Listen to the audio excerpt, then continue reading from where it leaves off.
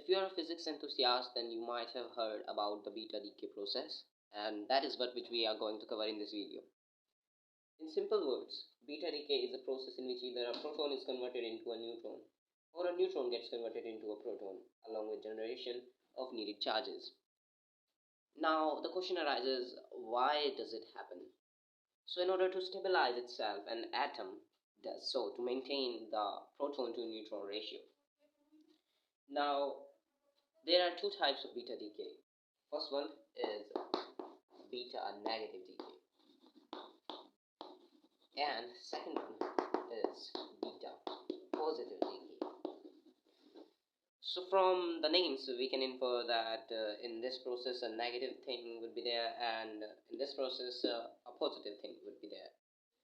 Now let's understand them in deep along with examples.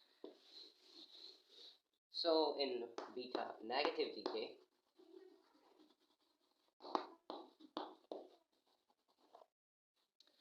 we have is here's an example.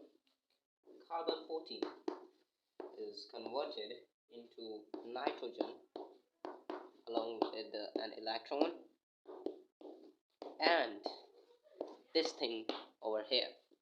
Now you may wonder what is this thing, and now I will tell you about the notations over here.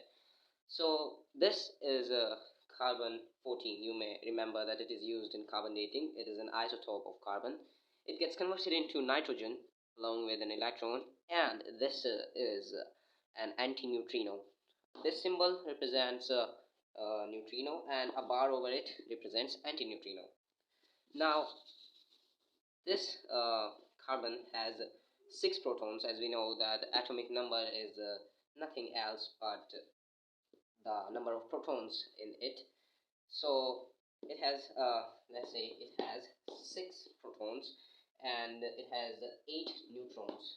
And how did we get it? We subtracted the atomic number from the atomic mass, which gives us the number of neutrons.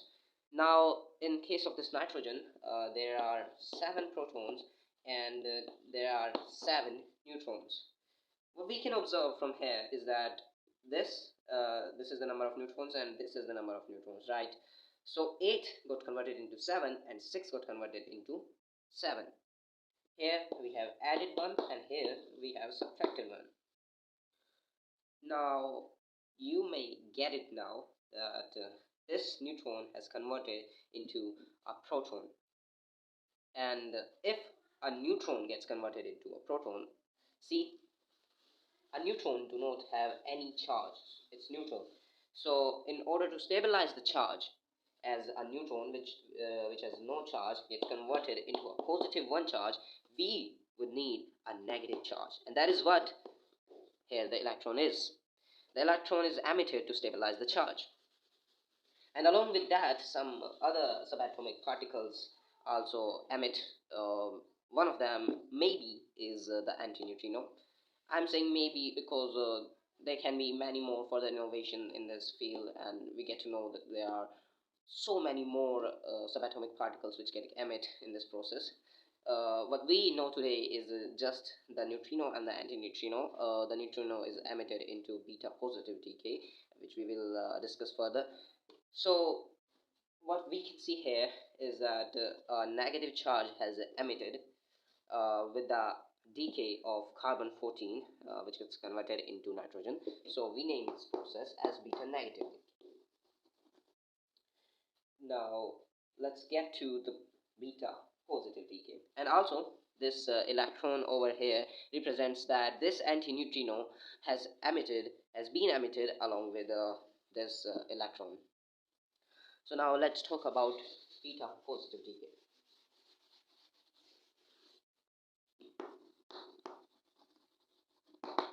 Now here's an example.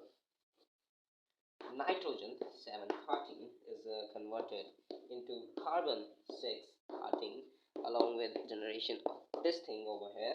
I will tell you what is this, and a neutrino, as I told you. Now here I would like to tell you that this thing over here represents that this has emitted along with this, so you should not get confused in that.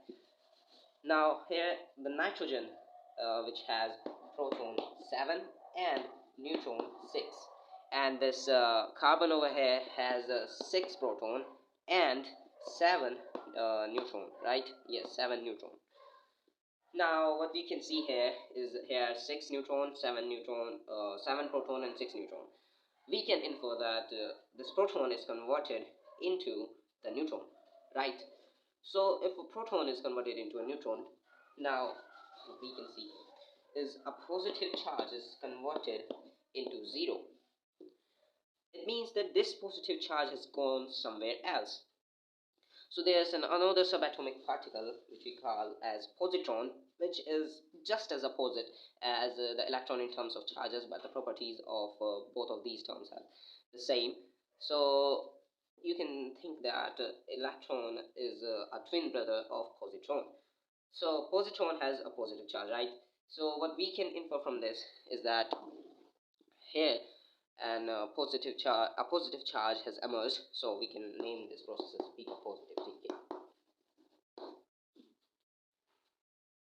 So this was all in this video. You can comment down if you want a video upon the 4 fundamental forces, and also you have to note that in this process weak nuclear force has played an important role. And if you want to understand how does all this work, all these forces and all this stuff, then you can comment down. Thanks for watching.